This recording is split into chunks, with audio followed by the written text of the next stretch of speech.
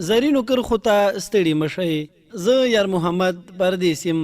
په نن زرینو کرخو کې به درته یو مطلب ولولو چې خپل د ژوند شریک بې ارزښته مه ګڼئ. دا ډیره بده کړنه ده.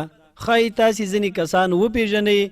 زه که څه هم داسې کار نه ترسره کوم، خو دا ډول کسان پیژنم چې خپله میرمن د نورو په مخ کې سپکوي، بې ارزښته کوي او داسې کار کوي چې میرمن یې سر ټیټې شي.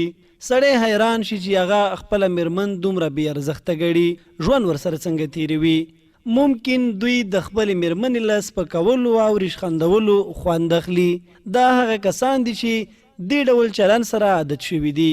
ځینې نور یې که څه هم دومره نه وي، خو په معمول ډول باندې خپله غوسه د نورو په مخ کې څرګندوي. خبره دا ده چې دا ډول چلن ناسم دی. له میرمنې سره څه چې د نورو سره هم ناسم دی. که عصبانیت مو د میرمنې له لاسه هم وي، خپله غوسه د نورو په مخ کې مه ښکاره کوئ.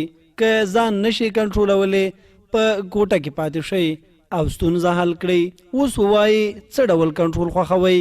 دا چې هغه څوک چې مینه ورسره لرئ د کمترۍ او حقارت احساس وکړي یا بد احساس ولري. د کنټرول لاره ډیره اسانه ده. که چیرته داسې یو کار وکړئ چې میرمن مو د یوې نادانې په څیر ښکاره شي، هغه کار بې ارزښته وګڼئ.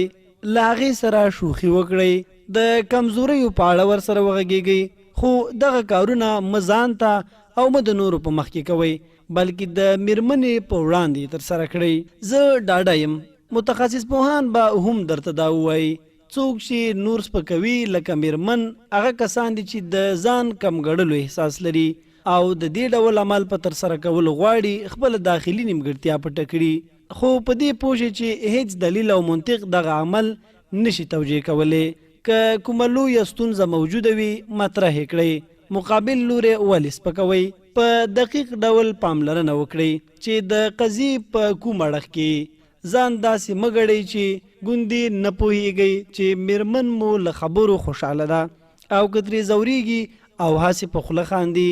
که له داسې مسئلې سره مخ شوئ، باید وپوهیږئ چې دا کار ناسم دی. په دې کار سره نور خلک هم ستاسو په اړه بد احساس پیدا کوي. لکه که په مجلس کې دا کار ترسره کړئ یا خپله میرمن د نور په مخ کې ورټئ، کوم خلک چې هلته دي ټول درنه خوابدي کیږي او د هغه چا په طرف کیږي چې خاموشه وي، نو ستاسو بیا کوم عزت او قدر پاتې شو. د نن زرینې کرښې مو پر همدې ځای پای ته رسیږي. تر نورو زرینو کرښو ما یار محمد پردیس ته اجازه راکړئ. د الله په امان.